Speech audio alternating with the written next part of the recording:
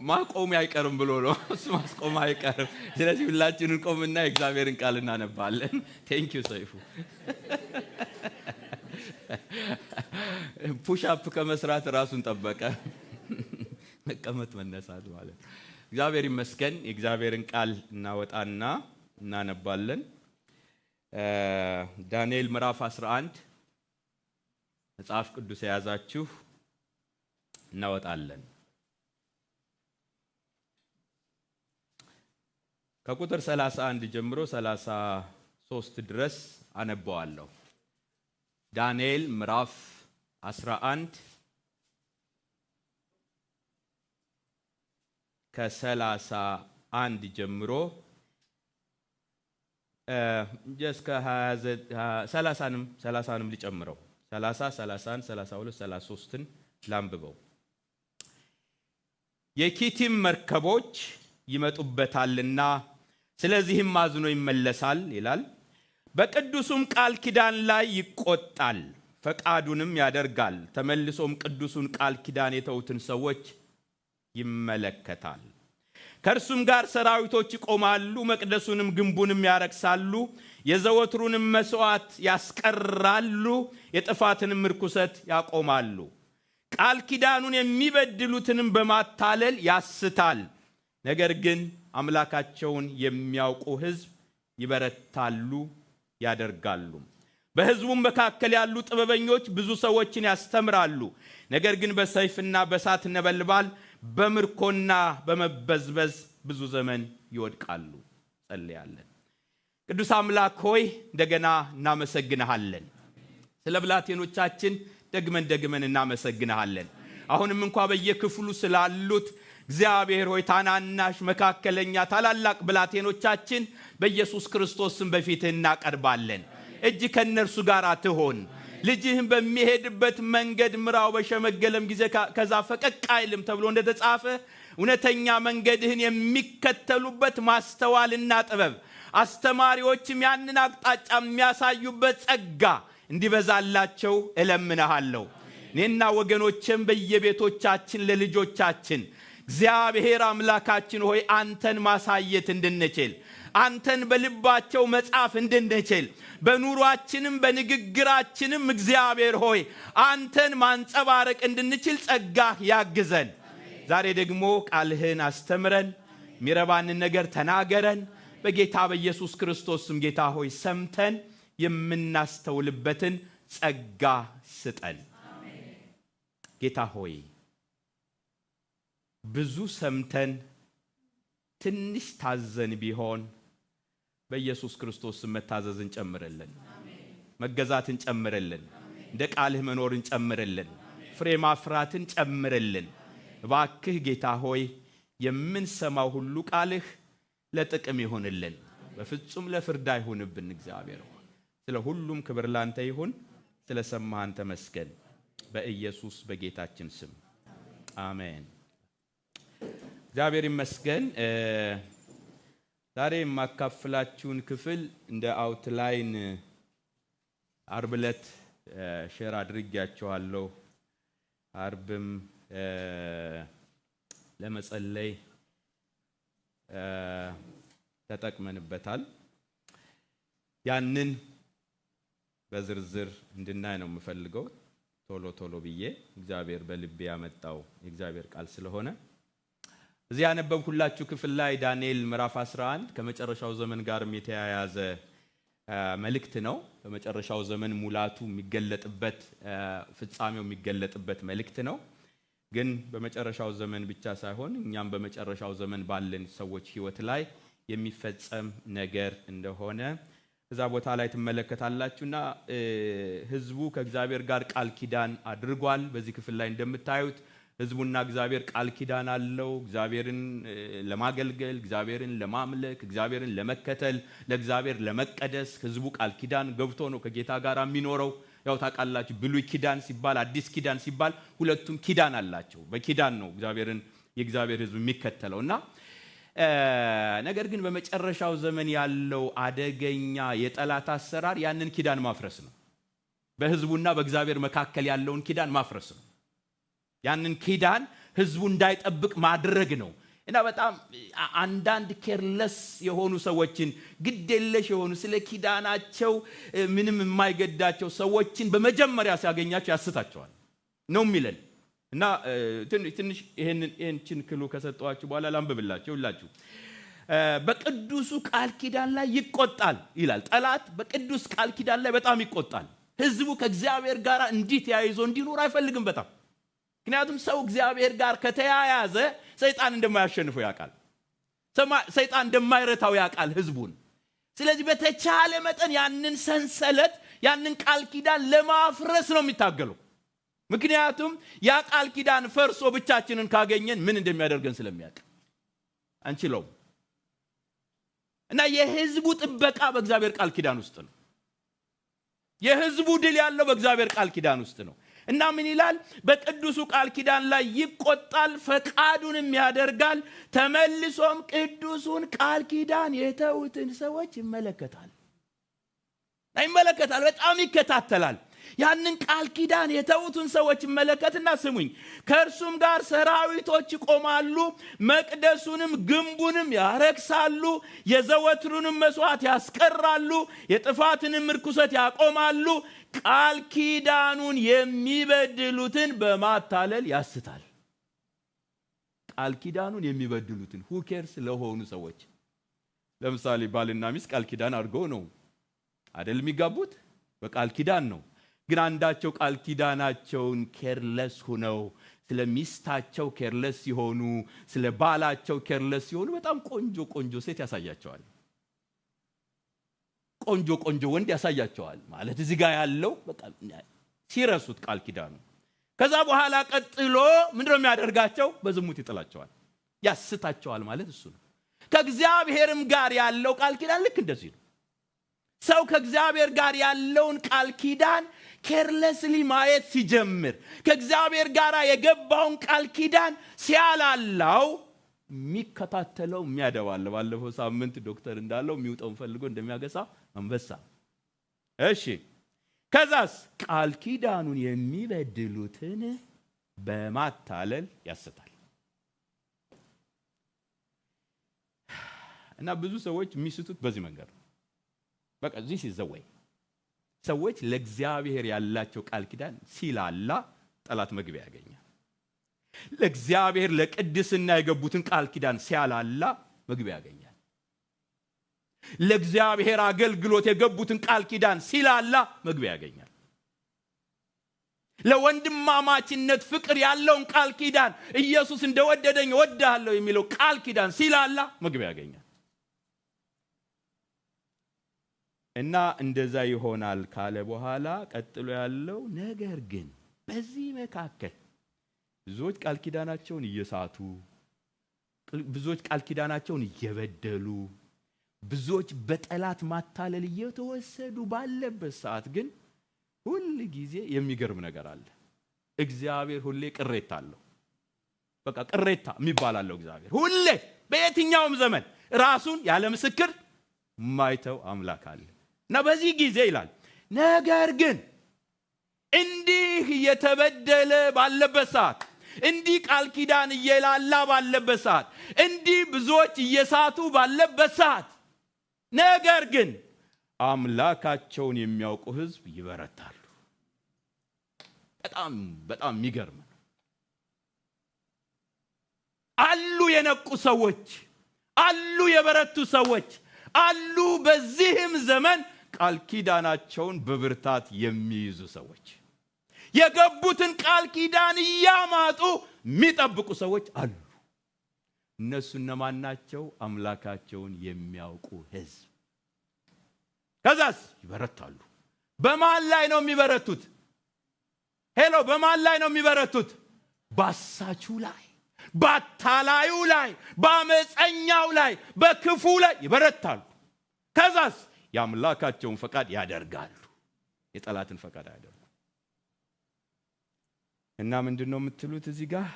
የሚያውቅ ማወቅ ያበረታል። ታውቃላችሁ አይደል? መጽሐፍ ቅዱስ አንድ በጣም ዮሐንስ ምዕራፍ 6 ቁጥር 69 ላይ ጴጥሮስ ለኢየሱስ ክርስቶስ ያለው ንግግር በጣም ይገርመኛል። እኛስ አለ ያው ብዙዎቹ ኢየሱስን ትተውት ሄዱ፣ ደቀ መዛሙርቱ ሁሉ ትተውት ሄዱ እና ሐዋርያቱ ብቻ ናቸው የቀሩት ከኢየሱስ ጋር።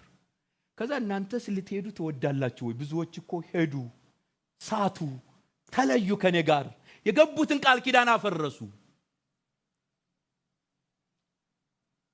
ከዛ ጴጥሮስ መለሰና እኛስ አንተ ክርስቶስ የሕያው እግዚአብሔር ልጅ እንደሆንክ አምነናል። ከዛ ቀጥሎስ አውቀንማል። ካንተ ወደ ማን? እነዚህ ሁለት ቃሎች አምነናል። ይኸውላችሁ ኢየሱስን በማመን እንጀምርና በማወቅ እንቀጥላለን። በማመን ነው የዳን ነው። ሄሎ በማመን ነው የዳን ነው። የሆነ እንደው በጣም የሆነ ኃይለኛ ዕውቀት ላይ ደርሰን እንዳይመስላችሁ። በስብከት ሞኝነት አምነን ነው የዳን ነው። ክብር ለጌታ ይሁን። ስንኖር ግን እያወቅነው ነው የምንኖረው። እያወቅነው ነው፣ ማንነቱ እየገባን፣ ፍቅሩ እየገባን፣ ማዳኑ እየገባን ስናውቀው ነው ደግሞ የምንበረታው። ማወቅ ያበረታል። እና አንዳንድ ሰዎች አሉ እንደዳኑ ዘው ናቸው፣ ጥሬ ናቸው። እንደዳኑ በስብከት ሞኝነት አምነው ዳኑ፣ በቃ ዘው ናቸው። በኢየሱስም ዕውቀትን ጨምሩ ነው። የምታመልኩት ማን ነው? ወቁት። የምትገዙለት ማን ነው? የምታደርጉት ምንድነው? የምትሄዱት የት ነው? የምትኖሩት ለምንድን ነው? አለ በጣም ዲስክሪፕሽን። ለዚህ ነው ምሳሌ ምዕራፍ 19 ቁጥር 2 ላይ ነፍስ ዕውቀት የሌለባት ትሆን ዘንድ መልካም አይደለም። ነፍስ ምን የሌለባት? ዕውቀት የሌለባት ትሆን ዘንድ መልካም አይደለም። እግሩንም የሚያፈጥን ከመንገድ ይስታል። ያለ ዕውቀት የሚፈጥን ሰው ምን ይላል? ይስታል። እና ላለመሳትህ፣ ላለመታለልህ፣ ቃል ኪዳኑን ላለማፍረስ ማወቅ አስፈላጊ ነው። እና ዛሬ የምነግራችሁ 5 በፍጥነት ማወቅ የሚያስፈልገንን እንደው ብዙ ማወቅ ያለብን ነገሮች አሉ፣ ግን ለብርታት የሚሆኑን 5 ነገሮችን እነግራችኋለሁ በፍጥነት። የመጀመሪያው የምናመልከውና የምናገለግለውን ማወቅ ያበረታል።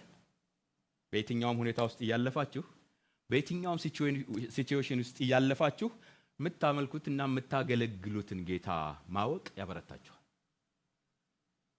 ፌስ የምታደርጉት ብዙ ነው። ቅድም እንዳልኳችሁ አይነት ፈተና አለ፣ መከራ አለ፣ የማይገባችሁ ነገር አለ። ተደጋግሞ እንደተነገረ እነዚህ ቦታ ማናቀው ነገር አለ። የምናልፍባቸው አንዳንዶች አይገቡንም። እናንተ መልካም አድርጋችሁ የምታጭዱት ሌላ ነገር ይሆናል። አንዳንዴ እንደዛ ይሆናል። እና በዛ ውስጥ ስታልፉ ወኔያችሁ ይፈተናል፣ ጉልበታችሁ ይፈተናል፣ በጣም ጥንካሬያችሁ ይፈተናል፣ እምነታችሁ ይፈተናል፣ ማለት ጽናታችሁ ይፈተናል። ታዲያ ምን ያበረታችኋል በዛ ሰዓት ብላችሁ ብትሉ ታመልኩትንና የምታገለግሉትን ማወቅ ያበረታችኋል። ማንን ነው ማመልከው? አንዳንድ ጊዜ እኮ የሰው ግንባር ሲጠቁርባችሁም እንኳን ትቸገራላችሁ። ጳውሎስ ይሄንን አለ። ሁለተኛ ጢሞቴዎስ ምዕራፍ 1 ቁጥር 12 ስለዚህ ምክንያት ይህንን መከራ ደግሞ ተቀብያለሁ። እንግዲህ በመከራ ውስጥ እያለፈ ነው፣ በፈተና ውስጥ እያለፈ ነው። ተቀብያለሁ፣ ነገር ግን አላፍርበትም። ያመንኩትን ቃል የሰጠውትንም አደራ እስከዛ ቀን ድረስ ሊጠብቅ እንዲችል ተረድቻለሁ። ያመንኩትን፣ የማገለግለውን፣ የታሰርኩለትን አውቀዋለሁ እና አላፍርም። በዚህ መከራ ወኔ አይፈታም፣ ቀበቶዬ አይላላም፣ ጉልበቴ አይደክምም። ምንድነው ያቆመህ? ምንድነው ያበረታ? ምንድነው ያጸናህ? ያመንኩትን አውቃለሁ። ማገለግለውን አውቀዋለሁ። እንደውም ክብርና ሽልማት አለኝ፣ አንድ ቀን ይሰጠኛል፣ ጠብቀዋለሁ። ያመኑትን የሚያገለግሉትን ማወቅ ያበረታል። በጣም በጣም ይኸውላችሁ ተደጋግሞ ሲነገረን እንደው የሰባኪ ስብከት ነው ብላችሁ ካልተዋችሁት በስተቀር ክርስትና ወደድንም ጠላንም ስንይዘው በዓለም ውስጥ እየኖርን ያለ ፈተና ልንኖርበት የምንችል አይደለም። በፍጹም ሊሆን አይችልም። ዓለም እያጨበጨበልን ልንኖር አንችልም። በጣም ሰይጣን እሰይ እያለን ልንኖር አንችልም። ዓለማውያን አሜን እያሉን ልንኖር አንችልም። አለን በጣም ብዙ ቻሌንጆች። ነገር ግን በዚህ ውስጥ ቃል ኪዳናችንን ጠብቀን አምላካቸውን የሚያውቁ ሕዝብ ይበረታሉ ያደርጉማል ተብሎ እንደተጻፈልን የሚያበረታን የምናመልከውን የምናገለግለውን ማወቅ። በቃ አንዳንዴ አይታችሁ እንዳላያችሁ ታልፋላችሁ። ያያችኋል። አንዳንዴ ሰምታችሁ እንዳልሰማችሁ ታልፋላችሁ። አንዳንዴ ያመማችሁ ጥርሳችሁን ነክሳችሁ ታልፋላችሁ። ምክንያቱም ጉዳያችሁ ከማን ጋር ነው? እሱ ጋር ነው።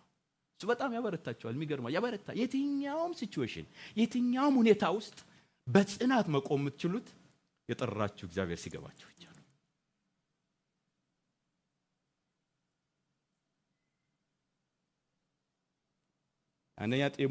አንደኛ ጴጥሮስም ላይ እንደዚሁ ነው ያለው 2:19 ላይ ስለ እግዚአብሔር ይላል። 2:19 ጴጥሮስ ላይ ስለ እግዚአብሔር ሲል የግፍ መከራን የሚቀበል ሰው ምስጋናን ያገኛል። ስለማን ሲል?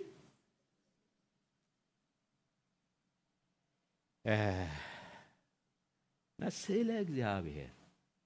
ስለዚህ ስለጠራችሁ እግዚአብሔር፣ ስላመናችሁት እግዚአብሔር፣ ስለምትከተሉት እግዚአብሔር ከሆነ የሚደርስባችሁ ሁሉ የሚደርስባችሁ ትረስት ሚ ክብር አለ። በቃ ሞገስ አለ። ምስጋናን ያገኛል፣ ክብርን ያገኛል። አንዳንዴ በእኛ ጉዳይ የደረሰብን ከሆነ ነው ችግሩ። በእኛው አመል የደረሰብን ከሆነ መቼስ ማን ይደርስልናል? ማንም። ግን ስለ እግዚአብሔር ስላመነው ጌታ፣ ስለምንከተለው ጌታ፣ ስለምናገለግለው ጌታ የሆነ ነገር ውስጥ ደርሳችሁ የሆነ ነገር ውስጥ ያለፋችሁ ከሆነ አይዟችሁ፣ እግዚአብሔር ዘንድ ክብር አለ። በቃ ክብር አለ፣ ሞገስ አለ። እግዚአብሔር ዘንድ ትልቅ ምስጋና ይቀበላል ነው የሚለው። ስለዚህ የምናመልከውንና የምናገለግለውን ማወቅ ያበረታል። እኛ ዝም ብለን እንደ ተራ ሰዎች አንድ የሆነ ባለስልጣን ጊዜው ሲደርስ የሚወርድ ጌታ አይደለም የምናመልከው። የሆነ ተርሙን ጨርሶ የሚደክም ጌታ አይደለም የምናመልከው። በጣም ይገርማል። በጣም ብዙ ቦታ ላይ በቃ ማለት ብዙ ሀገሮች ላይ የትናንትና ባለስልጣኖች ዛሬ ተራ ሰዎች ሲሆኑ ታያቸዋላችሁ። በቃ ምንም ሲሆኑ ታያቸዋላችሁ። ምን ነው ተራቸውን ጨርሰዋል፣ ተርማቸው አልቋል። እንደፈለጉ ባዶ ሲሆኑ ታያቸዋላችሁ። ማንም እንደፈለገ ሲያደርጋቸው ታያላችሁ። አንዳንዴ እስር ቤት ያስገቧቸዋል፣ አንዳንዴ ያሰቃዩአቸዋል፣ አንዳንዴ ለዘላለም በጽድቅ የሚኖር ጌታ ነው ያለ። በጣም ማትሰጉበት ይወርዳል ብላችሁ ማትሰጉበት፣ ይሻራል ብላችሁ ማትሰጉበት። ስለዚህ የኛ የምናልፍበት ነገር ይለወጣል እንጂ እግዚአብሔር አይለወጥም። በቃ ነገራችን ግን ይለወጣል። ጨለማችን ይለወጣል፣ መከራችን ይለወጣል፣ ስድባችን ይለወጣል። የምናመልከውን ማወቅ እንዴት ትልቅ ነገር ነው። በቃ ማለት ዝም ብላችሁ ትቆማላችሁ። በቃ ትቆማላችሁ። አይናችሁ ዛጋ ነው። ክብር ለኢየሱስ ይሁን። ሁለተኛው እዚህ ቦታ ላይ የምታዩት የሚያበረታን ዕውቀት ልናውቀው የሚገባ ዴይ ቱ ዴይ በጣም የሚጠቅመን ለምንና ለማን እንደምንኖር ማወቅ ያበረታል። በጣም ለምንና ለማን እንደምንኖር ማወቅ። ያው አንዳንድ ሰው እኔ ለልጆቼ ነው የምኖር ይላል። አንዳንድ ሰው እኔ ለሚስቴ ነው የምኖር ይላል። አንዳንድ ሰው እኔ ለባሌ ነው የምኖር ይላል። ጥሩ ናቸው እንደዚህ ነገሮች። is that your ultimate purpose? እሱ ነው ዋናው የመኖር ምክንያታችሁ ማለት በጣም በቃ ማለት ሰማይና ምድር ግልብጥ የሚልባቸው ሰዎች አሉ። የሆነ ነገር ሲሆን እነዚህ ያልኳችሁ ነገሮች ሲነካኩ ግልብጥ ይልባቸዋል። እና ለማንና ለምን እንደምንኖር ማወቅ በጣም ነው የሚያበረታቸው። ለምንድን ነው የምንኖረው? ለማን ነው የምንኖረው? እስኪ በቃ አስባችሁት ማለት ህይወታችሁ ሆኖ ያውቃል እንዲህ አይነት ነገር? ለማን ነው የምኖረው ግን? ለምንድን ነው የምኖረው? እና በጣም የሚገርመኝ ቃል እዚህ ጋር ላንብብላችሁ። ሮሜ ምዕራፍ 14 ላይ ያለው ቃል ማለት የማንን የምንኖረው ለምንድን ነው የሚለው ነገር በጣም ወሳኝ ነገር ነው። ማለት በቃ ስትወጡ ስትገቡ ነፃነት ያለው ኑሮና ኮንፊደንስ ያለው ኑሮ የምትኖሩት ለማን እንደምትኖሩት ሲገባችሁ። አንዳንዱ ደግሞ ለራሱም ይኖራል። ለራሱ ቅድም ያልኳችሁ ሌሎችን ነው አይደል? ለራሱ በቃ ለራሱም ይኖራል። በቃ ለራሱ በፍጹም በራሱ ከመጣችሁበት ሰማይና ምድር ግልብጥ ይልበታል።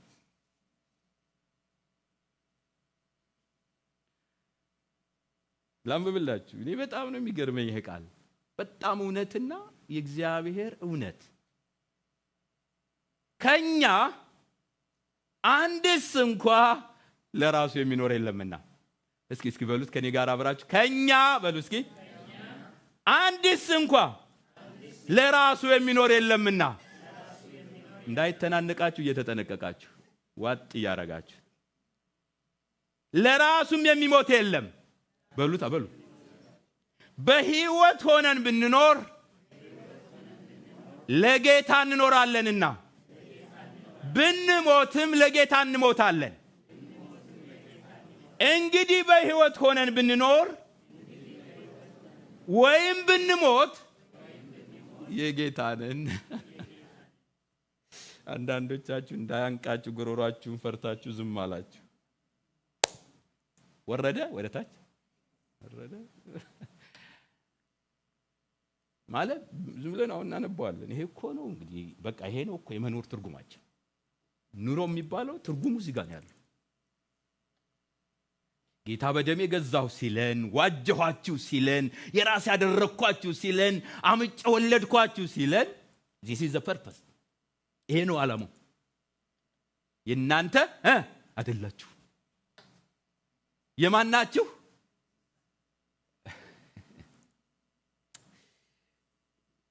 ማለት እስኪ በደንብ እኔ ደግሞ ላንብብላችሁ። ከኛ ነው የሚለው። ከኛ ጳውሎስ ራሱን ጨምሮ አማኞች ለቤተ ክርስቲያን ለቅዱሳን ለአባል ከኛ አንድስ እንኳን ለራሱ የሚኖር የለምና። ሪሊ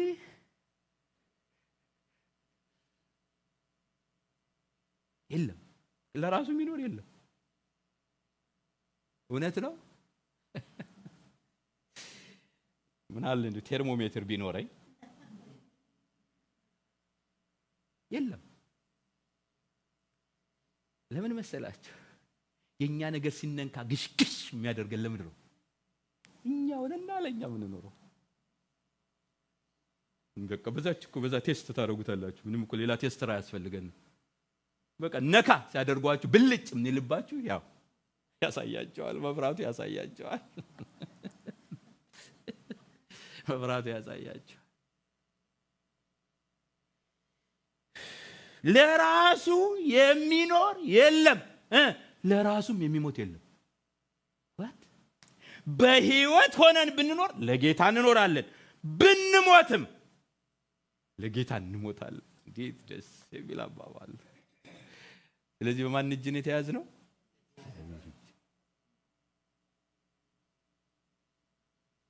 እንግዲህ በህይወት ሆነን ብንኖር ወይም ብንሞት የጌታ ነው። እዚህም ብኖር እዛም ብኖር በቃ የጌታ ነኝ። አልቋል። ስራው ተፈጽሟል። አንዴ በእጁ ገብቻለሁ። ልዩነቱ ኢትዮጵያ መኖር፣ አሜሪካ መኖር፣ ምድር መኖር፣ ሰማይ መኖር ብቻ ነው ልዩነቱ። የማንን? ይሄ የገባው ሰው ይበረታል። ኦኬ አሜሪካ ኖርን፣ ኢትዮጵያ ኖርን፣ እየኖርን ነው አይደል? ከዛ ድራሻችንን ቀይሮ ደግሞ ሰማይ ቢያኖረንስ? ኑሮ ነው በቃ። አንዴ ወሰደና አንዴ የሱነና። ይሄ ሲገባችሁ ይውላችሁ የሚያደክመው አያደክማችሁ፣ የሚያሰለቸው አያሰለቻችሁ፣ የሚያታክተው አያታክታችሁ፣ የሚያስተው አያስታችሁ። ለምንና ለማን እንደምንኖር ማወቅ። ሞት ሲያስፈራራህ፣ ሞት የሆነ ነገር ሲያደርግ ነው አለ እኮ አይደል ጌታ ኢየሱስ። እዚህ ላይ እንደሆነ ማቴዎስ 10:30 ላይ የናንተስ የራሳችሁ ጠጉር ሁሉ እንኳን ተቆጥሯል። ችግሩ ያላስቆጠረ ሰው ግን ይኖራል ብዬ እፈራለሁ። ማን እንደሆነ ታውቃላችሁ? ያላስቆጠረ ሰው ማን እንደሆነ ይገባቸዋል? በኢየሱስ እጅ አልገባ፣ በራሱ እየኖረ ያለ ሰው። ኢየሱስ ሲረከባችሁ ከነጸጉር ቁጥራችሁን የተረከባችሁ። ክብር ለጌታ ይሁን። ትዝ አይላችሁ ምን ገና ወደዚህ እንደመጣው የጸጉሬን ነጩን ቁጠሩ ብያችኋለሁ። ትዝ አይላችሁ አንዳንድ ሰው ቆጥረዋል። ከዚህ በኋላ ነጩ እየጨመረ ከሄደ እናንተ ጥፋት ነው ብያችኋለሁ። እኔ እንኳን አስቆጥሬ ነው ያስረከብኩት ራሴ። አሁን ቀስ እያለ ነው አንዳንዶች የሚገባቸው። ነጩ ለምን እንደሚበዛ ታውቃላችሁ? በጣም የሰላም ሰዎች ሲበዙ ነው።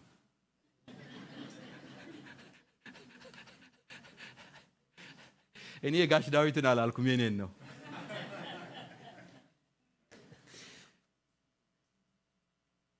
ተቆጥሯል። በቃ ሲረከበን ተቆጥሮ ነው የተረከበ። ከዚህ በኋላ የማንም አይደለሽ፣ የኔ ነሽ፣ አንተ የኔ ነህ አላለም እንዴ ጌታ? በቃ ኢሳይያስ 43 አንተ የኔ ነህ። በውሃ ውስጥ ባለፍክ ጊዜ አንተ አትሰምጥም በፍጹም። አንተ የማን ነህ? እሱን ማወቅ ያበረታችኋል። ውሃው አያሰጋችሁ፣ እሳቱ አያቃጥላችሁ። በቃ ይገባችኋል። ቅድም እንዳልኳችሁ ግን ተረካክበን ከሆነ ነው። ተረካክበን ከሆነ አስረክበነው ከሆነ ራሳችንን ሰጥተነው ከሆነ እውነትም እኔ ያንተ ነኝ ብለን ራሳችን ሰጥተነው ከሆነ ይሄ ሲገባን እንበረታለን። በቃ እንበረታለን። ምክንያቱም ጠላት ከእግዚአብሔር እጅ ምንም ነጥቆ ሊያደርገን እንደማይችል ይገባናል። በቃ እናውቀዋለን። ከእጅ ማንም አይነጥቃቸውም ያለ የበረታ ጌታ። እንዳልኳችሁ እቺን ጸጉሬ ዝም ብሎ ማበጠሪያ እንኳን ብን የሚያደርገው በእግዚአብሔር እጅ የተያዘ ነው የሚለን። ምክንያቱም አሕዛብን እንደ በገንቦ እንዳለ ጠብታ በእጁ የያዘ ጌታ ስለኔና ስለናንተ ጸጉር መቁጠር አያቅተው ማለት ጥቂቱንም ሳይቀር። አሁን ይሄ ሊትራሊ መቼም ይገባቸዋል። በቃ የእግዚአብሔር ባለቤትነት በእኛ ላይ ሙሉ ስልጣን አለው። እሱ ሲገባ እንበረታለን። ስለዚህ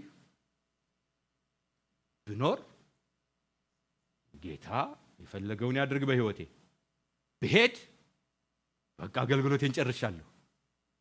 ሰሞኑ እንዳሳለፍናቸው በቃ። ሶስተኛው የሚያበረታን ልናውቀው የሚገባ እውቀት መዳረሻን ማወቅ፣ ዴስቲኒን ማወቅ፣ ፍጻሜን ማወቅ። ያያችሁ አንዳንድ ጊዜ እንዳልኳችሁ የሚያዘናጉን ነገሮች፣ በመንገዳችን የሚገጥሙን ነገሮች መጨረሻችን ይመስላሉ። በቃ ማለት ያለቀልን እዛ ቦታ ላይ የሆነ ነገር ሲገጥመን በቃ አለቀልኝ የሚል ነገር ውስጥ እንገባለን። አለቀልኝ አይደለም።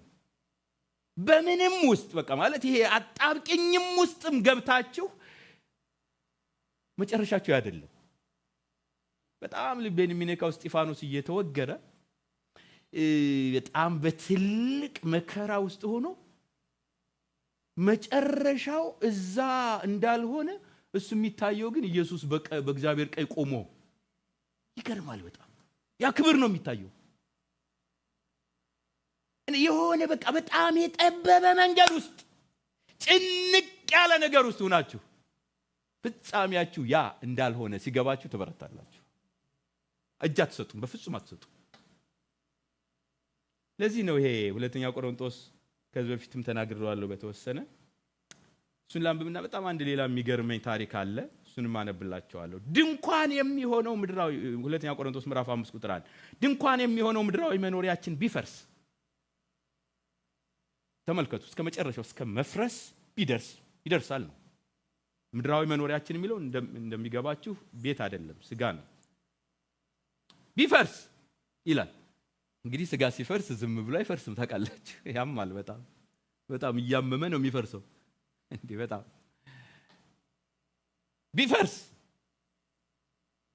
እዛ ላይ ግን እጅ አይሰጥም። በቃ አለቀልኝ አይልም፣ መጨረሻዬ ነው አይልም፣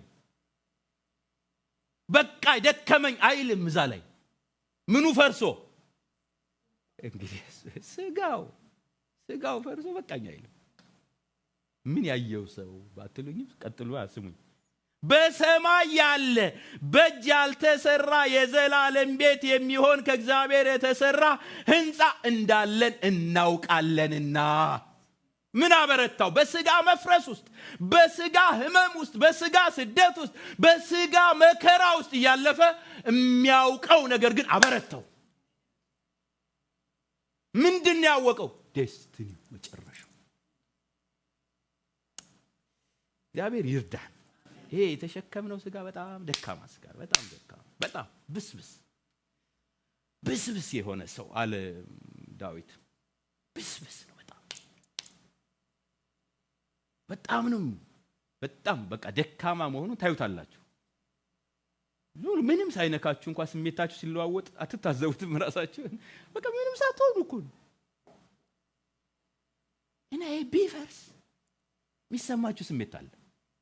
ቢፈርስ የሚያማችሁ ህመም አለ። ቢፈርስ በጣም የሚለዋወጥ ማንነታችሁ ይለዋወጣል። ግን በዛ ውስጥ ምንድነው የሚያበረታ? ምንድነው የሚያቆም ብላችሁ ስትሉ ፍጻሜ ማወቅ፣ መዳረሻን ማወቅ። ከዛ እንደሾለካችሁ ከዛ ስጋ ባሻገር ከዛ ፈተና ባሻገር ዴስቲኒያችሁ መፍረስ ሳይሆን ህይወት ነው። እሱ ሲታያችሁ ተበረታላችሁ። በጣም የሚገርመኝ ሰው በጣም በብሉይ ኪዳን ሆኖ አይኑ የበራለት በጣም ግርም የሚለኝ ኢዮብ ነው። ኢዮብ ምዕራፍ 19 ላንብብላችሁ። በጣም ነው የሚገርመኝ። ቁጥር 26 እና 27 የሚገርም መገለጥ። ያው የኢዮብ መከራ በመጽሐፍ ቅዱስ ውስጥ ካሉት መከራዎች ሁሉ ምናልባት የመጨረሻው የኢየሱስ ክርስቶስ መከራ ካልሆነ በስተቀር ከባዱ መከራ ነው። ምንም የቀረው ነገር የለም። ያልፈረሰ ነገር የለውም። በቃ ያልፈረሰ ነገር የለውም። ያልወደመ ነገር የለውም። በዛ ውስጥ ሆኖ በገልገላውን እያከከ ይህን ቃል ሲናገር እኔ በጣም ነው ግርም የሚለኝ። ምን አይነት መገለጥ ነው! አዲስ ኪዳን እንኳን እንዲህ አልተገለጠልንም። እኛ ይውላችሁ ይህ ቆርበቴም ከጠፋ በኋላ ይላል። ቆርበቴ ከጠፋ በኋላ በዛን ጊዜ ከስጋ የተለይቼ እግዚአብሔርን እንዳይ አውቃለሁ። ይህ አይነት መገለጥ በጣም ነው የሚገርመኝ። ይሄ በክርስቶስ ኢየሱስ አዲስ ኪዳን ላይ የተገለጠ ብቻ ነው። ከስጋዬ ከቁርበቴ ቢፈርስ እንኳን ይሄ ስጋ ቢጠፋ እንኳን ኦልሞስት እያለቀለት ነው። ታውቃላችሁ ትል ነው የሚለው እኮ መጽሐፍ ቅዱስ። ትል የሰው ሰውነት ትል የማቀው ትል እንስሳት አንድ በር የነበረንና የሆነ ዋጅማ የሚባል አለ ሆዱን የሚነፋ እና አባቴ በቢላዋ ሆዱ በቃ ሊወድቅ ሲለው ተነፈሰ። ዋጅማ ውስጡ የነፋውን ነገር ተነፈሰ እና የሚገርማችሁ ዳነ። በሬው ይገላቸዋል፣ በጣም ይገላቸዋል። ተነፍቶ ሆዳቸው ይሞታሉ እና ዳነ። ከዛ በኋላ ያ ቁስል በጣም ተላ። እኔ በዛ በሬ ነው የማውቀው። ግን ኢዮብን የምናውቀው ደግሞ የራሱ ገላ ነው የተላው።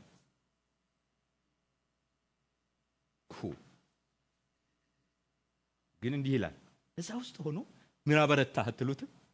ምን አበረታህ? ኢዮብ እንዲህ ይሆንክ ምንድነው አበረታህ? ምንድነው ቃል ኪዳንህን ጠብቀህ እንድትኖር ያደረገህ? ምንድነው ከአምላክ ጋር እስከ መጨረሻው እንድትበረታ ያደረገህ ብላችሁ ስትጠይቁት ይሄን ነው የሚላችሁ። ምን ይላችኋል? ስሙኛ። ይህ ቁርበቴ ከጠፋ በኋላ በዛን ጊዜ ከስጋ የተለይቼ እግዚአብሔርን እንዳይ አውቃለሁ። እኔ ራሴ አየዋለሁ፣ አይኖችም ይመለከቱታል፣ ከእኔም ሌላ አይደለም። ልቤ በመናፈቅ ዝሏል። በኢየሱስ ስም አይናችሁን ያብራላችሁ። የሚያበረታችሁ ይሄ ብቻ። ሀገር ሰላም ስለሆነ አትበረቱ። ይሄ ጤና ምናምን ስላለ አትበረቱ። እሱ አይደለም የሚያበረታው። መዳረሻን ማወቅ። ቢፈርስ ቢጠፋ የት ነው መሄደው የሚለውን ስታቅ ትናፍቃለህ እንጂ አትደክምም። ትጸናለህ እንጂ አትወድቅም፣ እጅ አትሰጥም። ማወቅ ያበረታል ብላችሁ ዴስቲኒያችሁን ወቁ። ለምንድን ነው የተጠራሽው? የት ነው መጨረሻሽ? ሪሊ የመጣው ይሄ ትልበልቶሽ በቃ አለቀልሽ? አለቀልህ በቃ ዛት የመጣው አመጽ ጎርፍ ወስዶ በቃ አለቀልህ? ታሪክህ እዛ ጋር ተዘጋ ነው አይደለም። ሞኝህን ፈልግ አይደለም። በዛ ባሻገር ነው። ገና መንገደኛ ነኝ። እሱ ሲገባችሁ ነው ትወረት እና እንደውም ልቤ በመናፈቅ ቲታይን በምሬት ተሞልቷል አይደለም እኮ የሚለው። እንዲህ የሆነ ሰው ብሮ የሚመላው አይድረስባችሁ እንጂ እኛ ሰፈር ቢመጣ ይሄ እንዲህ የሆነ ሰው አፉ ውስጥ ምድረው የምታገኙት በስማ ምሬት። እኔንማ ማን ትቶኛል? እኔንማ እግዚአብሔር ያድነን በጣም። እሱ ግን እንዲህ እያለፈበት ጌታውን ይናፍቃል። ጌታዬ አያች ብርታት ማለት ነው። እንዲህ ጎርፍ እያለፈበት፣ እንዲህ ትል እያለፈበት ጌታ ሆይ ይሄን አደረስክብኝ አይደለም የሚለው፣ ላይህ እናፍቃለሁ። ዋት በደና ጊዜ እኮ ናፍቆታችን ተወስዶብናል። በጤና ጊዜ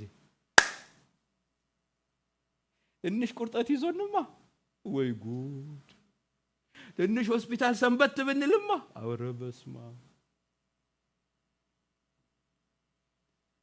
እንዲህ አደረክብን ወይ ውጣ ወይ ውረድ ወይ ፍረድ የሚሉ ሰዎች አሉ። በጣም ብዙ ናቸው። ምን ነው አታየኝም እንዴ? በጣም ደረታቸውን ነፍቶ አፋቸውን ከፍቶ አየህ። ጨረሻን አለማወቅ፣ መዳረሻን አለማወቅ ያስታል፣ በጣም ያስታል። ግን የሚያበረታችሁ በዚህ ስጋ ውስጥ ለዘላለም እንደማትኖሩ ሲገባችሁ፣ ይሄ ብስብስ አንድ ቀን በዚህ ምክንያት በዛም ምክንያት ወይ በመኪና ተጨፍልቆ ወይ ውሃ ውስጥ ገብቶ ወይ ባልጋ ላይ ተኝቶ ዋቴቨር ብቻ ይሄዳል። በየትኛው ላርግላችሁ? ምረጡ። የትኛው ይሻላችኋል? በቃ just choose the best ብቻ ነው ልዩነቱ እሱ ብቻ። ምን ያሟርትብናል አትበሉ። ምን አፈር ነህና ወደ አፈር ሟርት ነው እንደሱ እሱ ነው ያለው። በቃ ይሄዳል። ምክንያቱን ነው አናቀውም። ምክንያቱም መቼ እንደሆነ አናቀውም፣ ምክንያቱን አናቀውም። ካለበለዛ ይሄ ወዛሙ ማንነታችን በቃ እርግፍ እና ይዛት በቃ ያ ነው የኛ የመኖር ተስፋ። ምንድነው ታዲያ የሚያበረታን? ሲጠወልግ የሚያበረታን፣ ሲታመም የሚያበረታን፣ እንዳልኳችሁ ሲቆሳስል በቃ ሲጠቋቁር የሚያበረታን ምንድነው? ከዚህ ወተን ህይወት አለን እዛ።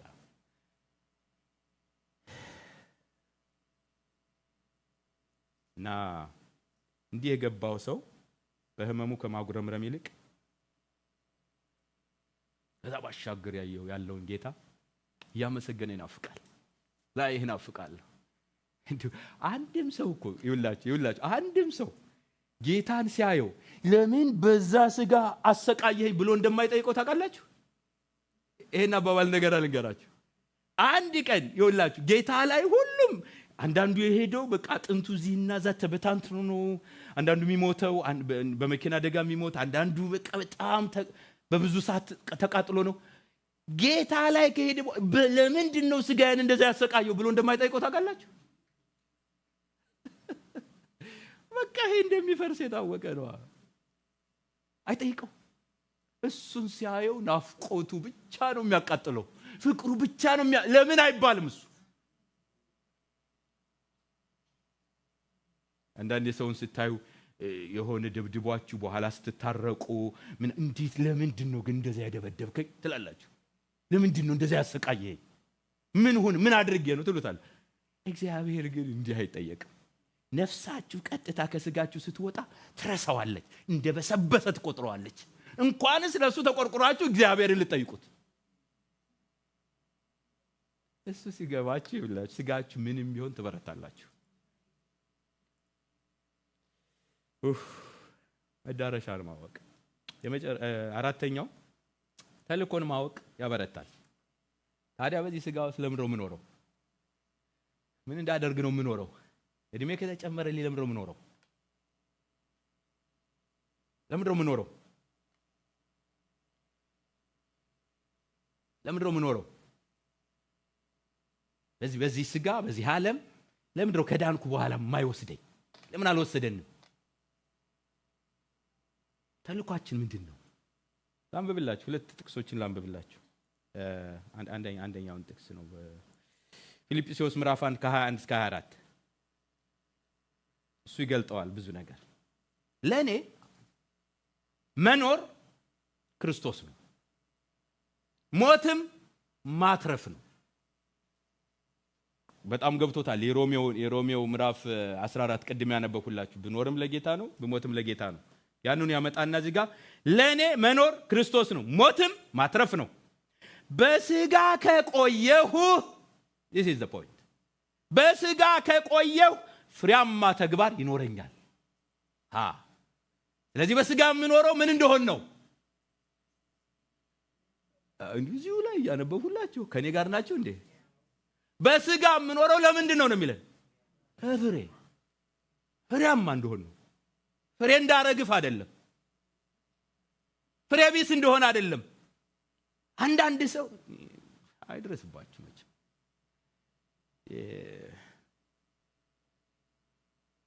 ይህንን በጣም ማሰብ ትልቅ ነገር ነው። በስጋ ከቆየው አዲስ ሙን መደበኛ ትርጉም ነው ማነብላችሁ። በስጋ ከቆየው ፍሬያማ ተግባር ይኖረኛል፣ የግድ ነው። ስለዚህ በስጋ የምኖረው ለፍሬያማነት ነው፣ ፍሬ ለማፍራት ነው። በግል ህይወቴም በአገልግሎቴም ፍሬ ለማፍራት ነው። በስጋ የመቆየቴ ዓላማ ተልእኮዬ ፍሬ ለማፍራት ነው። በኢየሱስ ስም ይሆንልን። አንዳንድ ሰው እድሜ ሲጨመርለት ይበሰብሳል፣ ፍሬው ይበሰብሳል። አንዳንድ ዛፍ አይታችኋል አይደል? በወቅቱ ፍሬውን ካልሰበሰባችሁለት ሲቆይ ይበሰብሳል ፍሬው። እናንተ ግን ፍሬ እንድታፈሩ ፍሬያችሁም እንዲኖር ሾምኳችሁ። ፍሬያችሁ ምን እንዲሆን? የሆነ ወቅት አይደለም ፍሬ ማለት። የእግዚአብሔር ፍሬያማነት፣ የእግዚአብሔር ልጆች ፍሬያማነት ከወቅት የዘለለ ነው፣ ከወረት የዘለለ ነው። ሁል ጊዜ የሚኖር ፍሬ፣ እየጨመረ የሚሄድ ፍሬ እና እድሜ ሲጨመርላችሁ ትናንትና ከሸኘነውን ወንድምና ትናንት ከሸኘናት እናት እኛ እድሜ ሲጨመርልን ፍሬያማነት ነው ከኛ የሚጠበቀው። that's the mission we have። ትናንትና ታሪቄ ዛሬ እድሜ ተጨምሮልኝ ብጣላ ፍሬ ሉዝ እያደረኩ ነው። ትናንትና እግዚአብሔርን ፈርቼ ተቀድሼ ዛሬ ደፍሬ ብገኝ ፍሬ ሉዝ እያደረኩ ነው። ባልተጨመረልኝ ይሻላል። የመኖራችን ትርጉም እሱ አይደለም።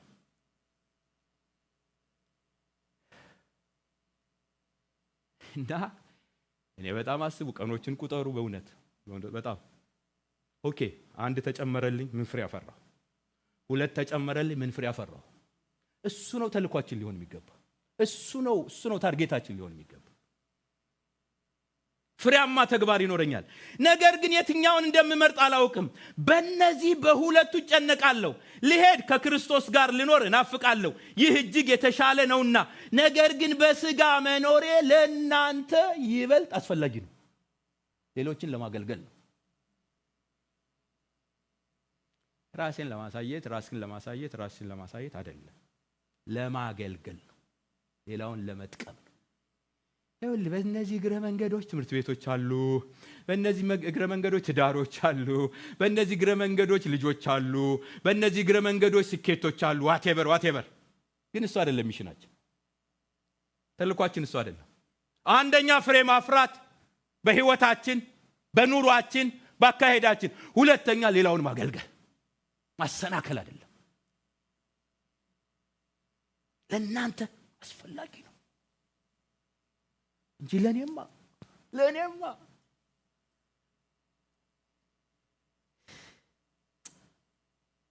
እንዴት ናችሁ? የት እየኖርን ነው? ይሄ በጣም ዴይ ቱ ዴይ አሳይመንታችን ሊሆን የሚገባ በየቀኑ የቤት ስራችን ያላፈራሁትን ምን ፍሬ አፈራሁ፣ ያላደረኩትን ምን አደረኩ የሚል አሳይመንት። እሱን ስታውቁ ትበረታላችሁ። እሱን ስታውቁ በቃ የምትኖሩበት ዓላማ ስለሆነ ጸጋው ይመጣል፣ በእናንተ ላይ ኃይል ይመጣል። እና በተጨመረልን እድሜ ፍሬ ለማፍራት እንደተጨመረልን አውቀን ካልኖር ሌላውን ለማገልገል እንደተጨመርን ካላወቅን እየከሰርን ነው የምንኖረው። በደና ጊዜ የያዝናቸውን በቃ ያፈሰስን ነው የምንኖረው። በጣም ብዙ ሰዎች አሉ። በደና ጊዜ እና በኋላ ቆይተው ነገራቸው ሁሉ ወልቆ አልቆ ምን እንደሚሉ ታውቃላችሁ? አይ ክርስትና ድሮ ቀረ ይሏቸዋል። እግዚአብሔር ይገስጸው። ክርስትና የድሮ አይደለም፣ ያሁን የዛሬ ያንቺ የኔ ነው። ድሮ የቀረ ጌታም የለንም፣ ድሮ የቀረ ክርስትናም የለም። ትናንትናም ዛሬም ለዘላለም ኢየሱስ ክርስቶስ ያው ዘሴም።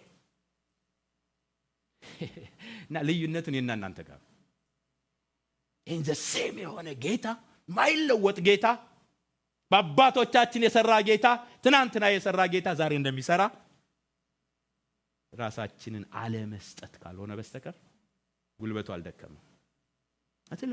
ተልኮን ማወቅ በጣም ያበረታል። ምክንያቱም ለተልኳችሁ ፎከስድ ትሆናላችሁ። ለዚህ ነው የመጨረሻው የሚያበረታው። እሱን ተናግሬ ጨርሳለሁ። የኃይልን ምንጭ ማወቅ ያበረታል። በቃ ይሄ በጣም ትልቅ ነገር ነው። እንዳልኳችሁ ቅድምም ለማገልገልም ይሁን ለመኖርም ይሁን በዚህ ስጋ ውስጥም ለመኖር ይሁን በዚህ ክፉ ዓለም ውስጥም ለመኖር ይሁን በዚህ በሰይጣን ግዛት ውስጥም ለመኖር ቢሆን አንዳችን የሚበቃ ማንነት የለንም። ግን ሊያኖረን የሚችል የታመነ ጌታ ደግሞ ኃይል ያለው ጌታ አለን። እና ባጀት የሚባል ነገር አለ። አንድ መስሪያ ቤት አንድ ሰው ሲቀጥር ባጀት ይዞ ነው መጀመሪያ። ባጀት የሌለው መስሪያ ቤት ሰው አይቀጥርም። በምን ሊያስተዳድረው? እግዚአብሔር እኛን ሲጠራን የበጀተው ባጀት አለ፣ የኃይል ባጀት አለ። በቃ የሚያኖር በጣም የሚያኖር። እዚህ ነው ሁለተኛ ቆሮንቶስ ምዕራፍ 4 ቁጥር 7 ባለፈው አንታክትም በሚለውም ተናግሬዋለሁ። ሁለተኛ ቆሮንቶስ 4:7 ላይ የኃይሉ ታላቅነት፣ ሃሌሉያ ወይ ማደራው ይባረክ፣ ከእግዚአብሔር እንጂ ከኛ እንዳይሆን ይህ መዝገብ በሸክላ ዕቃ ውስጥ አለ። በሸክላ ዕቃ ውስጥ ግን አለቱን እየደረመሰ የሚኖር ማንነት በጣም ይገርማል። ሸክላ አንተ ትል አለው አይደል? ትዝ አይላችሁም ያዕቆብን? አንተ ትል እንደ አዲስ ባለ ጥርስ ማሄጃ አድርጌሃለሁ፣ እረዳሃለሁ፣ ተራሮችን ታሄዳለህ፣ ታፈርሳቸዋለህ። ትሉ ምን ሲያፈርስ? ይኸውላችሁ በሸክላ ዕቃ ውስጥ በጣም መዝገቡን አስቀመጠ። ባለፈው ብያቸዋለሁ፣ ሸክላው በቀላሉ የሚሰበር ነው። በጣም በቀላሉ የሚሰበር ነው። ነገር ግን የሸክላው ባለቤት ማን ነው? ሸክላውን የያዘው ማን ነው? እና ምን ይለናል እዚህ ጋር? የኃይሉ ታላቅነት ከእግዚአብሔር ስለሆነ ሸክላው እንደምን ልበላችሁ፣ በጣም የሚዋጋ የሚፈታተን የሚገዳደር ጠላት ባለበት ሸክላው ግን ጸንቶ ይቆማል። የሸክላው ኃይል ከእግዚአብሔር ስለሆነ። አንድ ወደው ጥቅስ አለ፣ ሁለተኛ ቆሮንቶስ ምዕራፍ 13 ቁጥር 3 እንዲህ የሚል ቃል፣ ክርስቶስ ስለናንተ አይደክምም ይላል። ክርስቶስ ስለናንተ አይደክምም። እሱ ላይ ቢያቆም ጥሩ ነበረ እና በቃ ዝም ብለን እኛ ምንም ልንል እንችል ነበር። ግን ስሙ የሚቀጥለው ነገር ግን በእናንተ ኃይለኛ ነው። ክርስቶስ ስለናንተ አይደክምም። በዙፋኑ ላይ አለ፣ ኃይለኛ እግዚአብሔር አለ፣ ታላቅ እግዚአብሔር አለ፣ የማይደክም እግዚአብሔር አለ። አሜን፣ ምንም ጥያቄ የለው። ግን እሱ ላይ አይደለም ያቆመው፣ በእናንተ ሆኖ ደግሞ ኃይለኛ ነው። ኢንዩ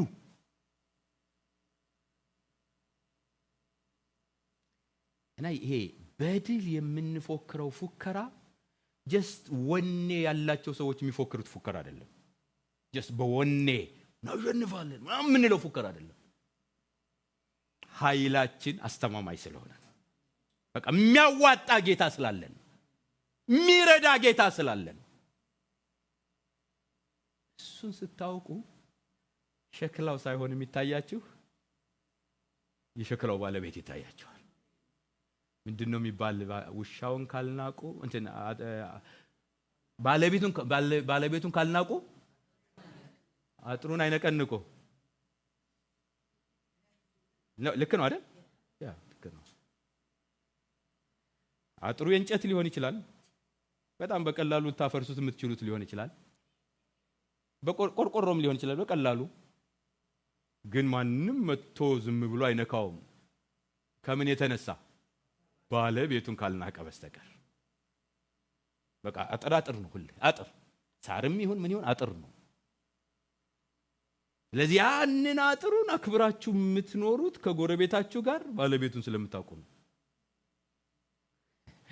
የሸክላው ባለቤት ማን ነው ጉዳዩ። ጳውሎስ ስለገባው ነው የኃይሉ ታላቅነት ከእግዚአብሔር። የኃይላችን ምንጭ እንጸልይ ብንል፣ እናገልግል ብንል፣ እንቀደስ ብንል፣ እንዋደድ ብንል፣ በቃ በጣም ብዙ የእግዚአብሔርን ስራ እንስራ፣ ወንጌል እንስበክ ብንል ኃይላችን ምንድነው? ኃይላችን ይሄ በእኛ ስምምነት የምናደርገው እንዳይመስላችሁ። በቃ የጠራን በዚህ ባጀት ልክ ነው። የተጠራንበት የጠራን ኃይለኛ እግዚአብሔር ስላለን፣ ጉልበታም እግዚአብሔር ስላለን። እንደውም እንደዚህ ይለዋል ኢሳይያስ ምዕራፍ 40 ቁጥር 26 በኃይሉ ብዛትና በችሎቱ ብርታት አንድስ እንኳ አይታጣው። አለፊልና ቁጥር 29 ለደካማ ኃይልን ይሰጣል፣ ጉልበት ለሌለው ብርታትን ይጨምራል።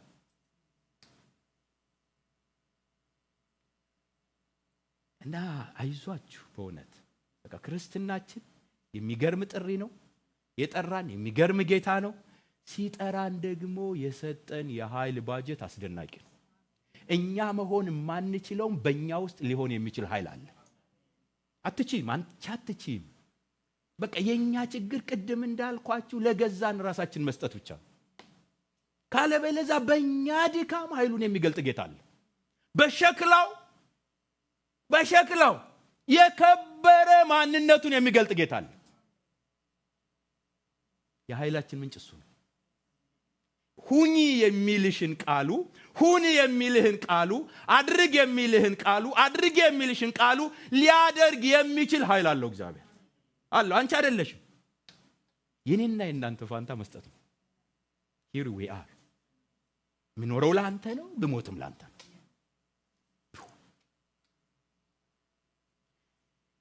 እና ማወቅ ያበረታል። እነዚህን ነገሮች የምናመልከውን የምናገለግለውን እንወቅ። ለማን እንደምንኖር ለምን እንደምንኖር እንወቅ። አድራሻችንን እንወቅ። ተልኳችንን እንወቅ። የኃይላችንን ምንጭ እንወቅ። የሰማነውን እግዚአብሔር ይባርክ። ጸልያለን።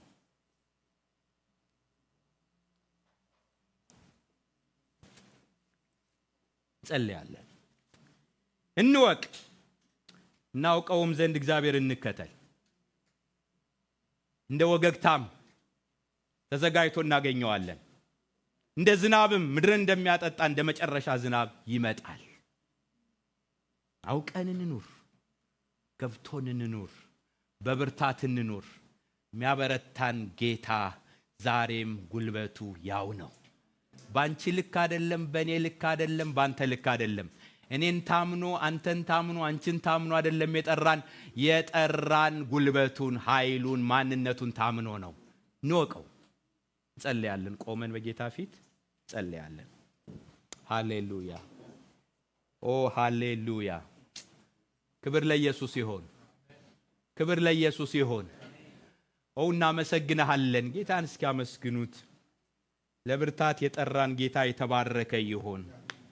ለድካም ያልጠራን፣ እጅ እንድንሰጥ ያልጠራን፣ አንድ እጃችንን የሰጠነው ጌታ የሚያዋጣ የጦር አዝማች፣ የሚያዛልቅ የጦር አዝማች ሄራሳ ካባዮ ዳንያስ። ኦ ክብር ለኢየሱስ ይሁን። ወገኖቼ እንወቀው። አምነናል፣ ደግሞ እንወቀው። አንተ ክርስቶስ የሕያው እግዚአብሔር ልጅ እንደሆንክ አምነናል፣ አውቀንማል። ስለዚህ ካንተ ወደ ማን እንሄዳለን? አንሄድም።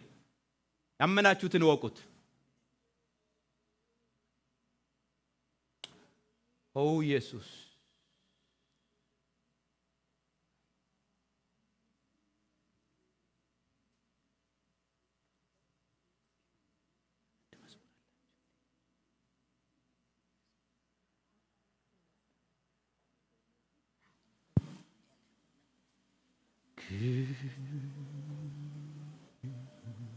ሃሌሉያ ኤላ ባጋላ ቦራላ ባጋላ ቦራላ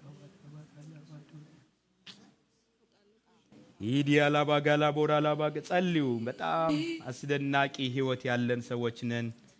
አስደናቂ ጌታ ያለን ሰዎች ነን። ተሌላ ሃሌሉያ አምላክ እንደሌለ አውቃለሁ ካንተ ውጪ ንጉስ እንደሌለ አውቃለሁ ካንተ ሌላ አምላክ እንደሌለ አውቃለሁ ካንተ ውጪ ንጉስ እንደሌለ አንተ ብቻ ብቻህን አምላክ ነህ። አንተ ብቻ ብቻህን ንጉስ ነህ። አንተ ብቻ ብቻህን አምላክ ነህ። አንተ ብቻ ብቻ ንጉስ ነህ።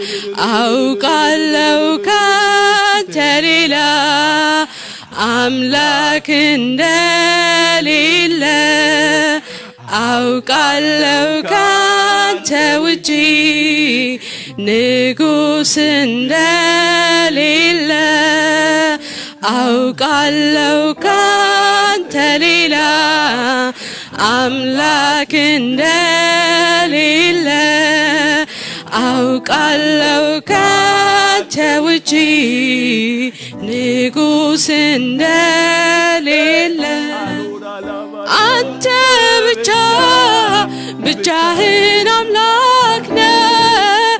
አንተ ብቻ ብቻ ንጉስ ነህ። አንተ ብቻ ብቻህን አምላክ ነህ። አንተ ብቻ ብቻ ንጉሥ ነህ። አንድ አምላክ አንድ ጌታ አንድ አምላክ አንድ ንጉሥ አብ ወልድ መንፈስ ቅዱስ። አንድ ጌታ አንድ አምላክ አንድ ንጉሥ አብ ወልድ መንፈስ ቅዱስ። አውቃለሁ ካንተ ሌላ አምላክ እንደሌለ አውቃለሁ ካንተ ውጪ ንጉሥ እንደሌለ አውቃለሁ ካንተ ሌላ አምላክ እንደሌለ አውቃለሁ ካንተ ውጪ እንደሌለ አንተ ብቻ ብቻህን አምላክ ነህ። አንተ ብቻ ብቻህን ንጉሥ አንተ ብቻ ብቻህን አምላክ ነህ። አንተ ብቻ ብቻህን ንጉሥ ነህ። ሃሌሉያ ሃሌሉያ። ክብር ለኢየሱስ ይሁን። ክብር ለኢየሱስ ይሁን። ክብር ለኢየሱስ ይሁን። አስደናቂ አምላክ፣ አስደናቂ ዓላማ፣ አስደናቂ ጥሪ፣ አስደናቂ ቃል ኪዳን። ክብር ለጌታ ለኢየሱስ ይሁን። እግዚአብሔር ሆይ እናመሰግንሃለን። አምላካችን ሆይ እናመሰግንሃለን። በክንዴ የታመንክ ጌታ፣ ለዘላለም እንደ ጸና የምትኖር አምላክ፣ ስለ ድንቅ አጠራር ስምህ ለዘላለም ይባረክ። ስለ ድንቅ አጠራር፣ ስለ ድንቅ አኗኗር፣ ስለ ድንቅ ኃይልህ እናመሰግንሃለን። ልጆችን የምታኖርበት ጉልበት አስደናቂ ነው። ስምህ ይባረክ። ማንንም የማትፈራ በጠላት ፊት ለፊት ልጆችን በዘይት የምትቀባ ጌታ፣ ክብር ላንተ ይሁን። ክብር ላንተ ይሁን። እግዚአብሔር አምላካችን ሆይ በኢየሱስ ክርስቶስ ስም እንደሰማነው ቃል ዕውቀትን ጨምርልን የኔ ጌታ፣ መረዳትን ጨምርልን የኔ ጌታ። እንወቅህ እግዚአብሔር ወይ እናውቅህም ዘንድ ዕለት ዕለት እንከተል የኔ ጌታ። አለ አንተ በዙፋን አለ በክብር እግዚአብሔር አለ ባድራሻ የኔ ጌታ። እባክህን እግዚአብሔር አምላካችን ሆይ እያወቅን በብርታት እንድንኖር፣ እያወቅንህ በድል እንድንኖር፣ እያወቅንህ በእምነት እንድንኖር፣ እያወቅንህ በኃይል እንድንኖር፣ እያወቅንህ በአሸናፊነት እንድንኖር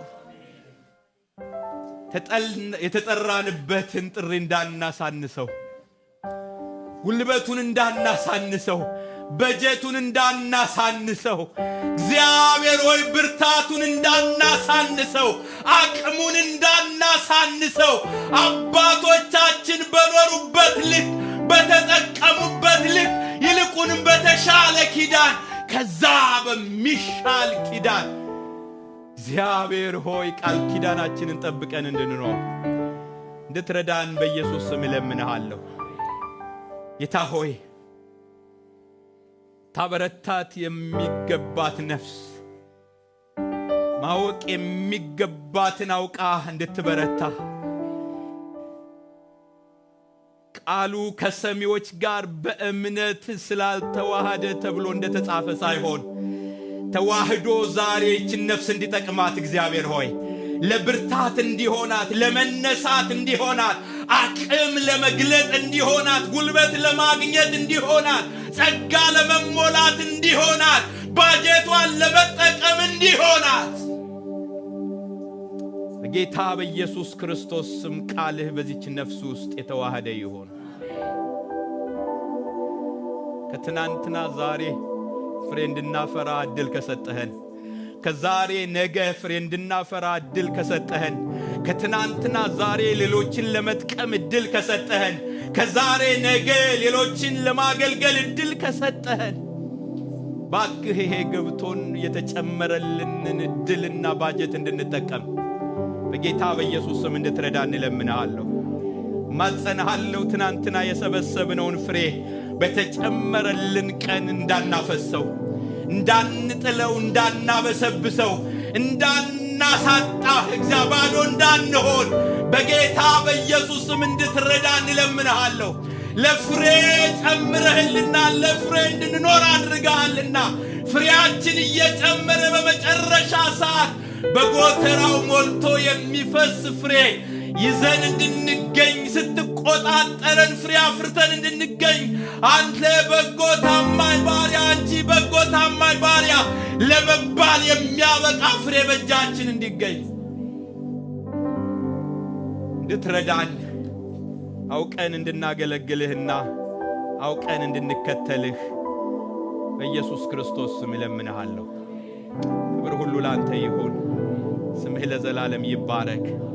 ስለነበረን ጊዜ እናመሰግንሃለን። ሕዝብህ በፊትህ በጌታ በኢየሱስ ክርስቶስ ስም የተባረከ ይሁን። አንተም ከሁሉ በላይ ክብርና ምስጋና ለስምህ ይሁን።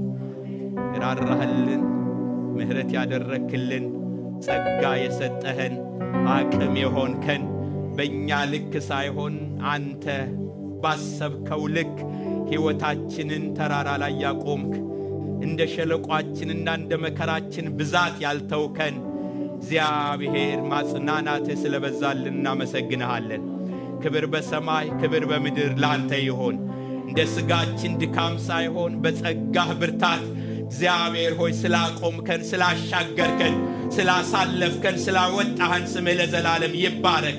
ነገሮች እንዳመጣጣቸው ሳይሆን ቀልብሰህ በራስህ ለራስህ ስለተጠቀምክባቸው እግዚአብሔር ሆይ ብዙዎች ወንጌል እንዲሰሙ ለብዙዎች እግዚአብሔር ሆይ መሰብሰብ ምክንያት ቃልህንና መንፈስህን እግዚአብሔር ሆይ እንዲያገኙ ይሄንን ስለተጠቀምክ እናመሰግንሃለን።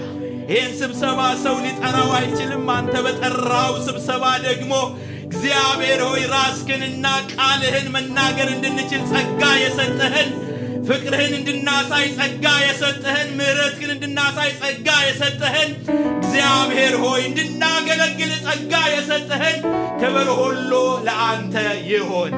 እግዚአብሔር ሆይ በአንድም በሌላም በምትሠራው አካሄድና አሰራርህ ሁሌ ንቆችና ትጉ ተማሪዎች እንድንሆን ተምረን የምናልፍና እግዚአብሔር ሆይ ክፍልን የማንደግም ስንፍናን የማንደግም ሰነፍ ተማሪዎች እንዳንሆን ከዚህ የምታስተምረንን ተምረን የምናልፍ ሰዎች እንድትሆን በኢየሱስ ስም እንድትረዳን እለምንሃለሁ።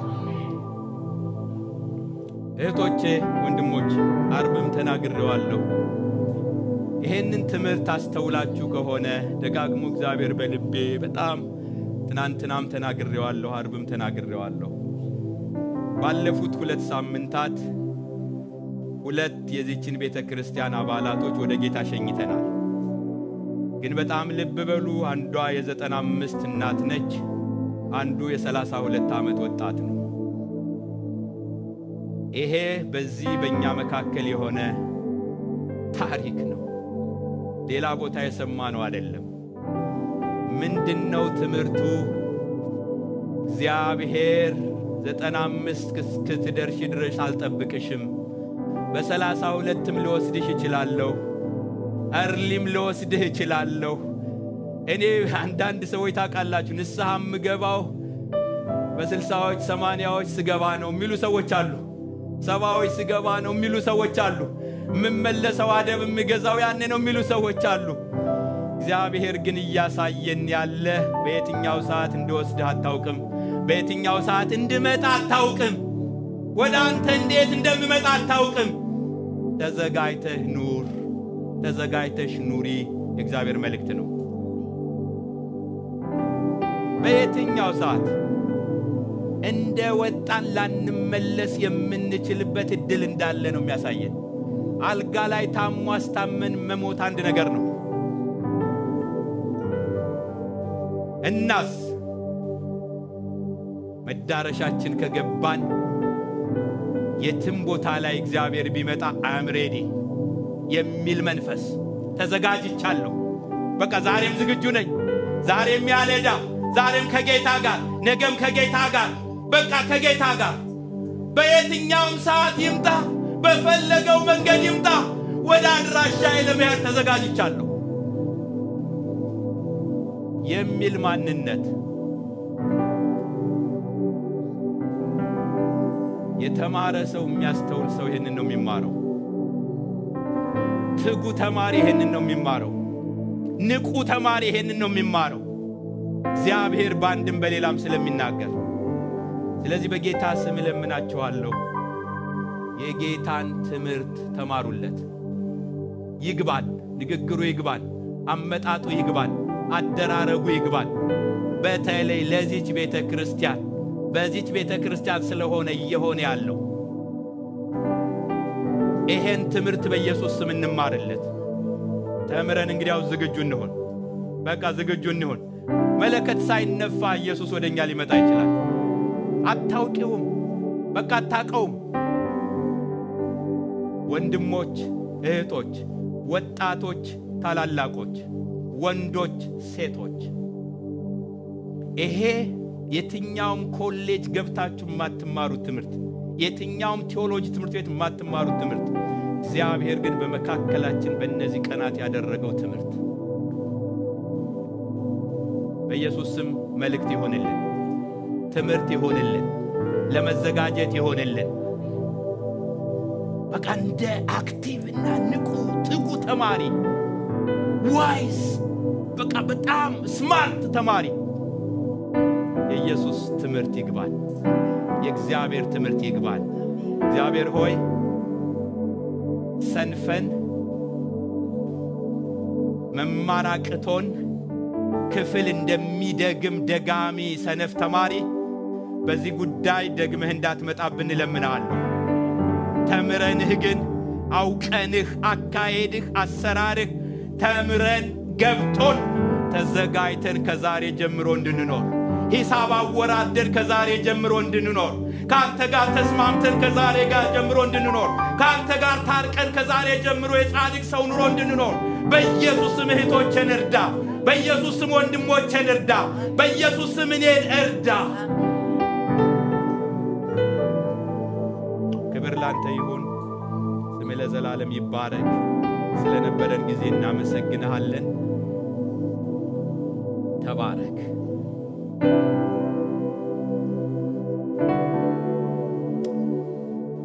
የእግዚአብሔር አብ ፍቅር፣ የልጁ የኢየሱስ ክርስቶስ ጸጋ፣ የመንፈስ ቅዱስ ኅብረትና አንድነት ከሁላችን ጋር ይሁን። አሜን። ጌታ ይባርካችሁ።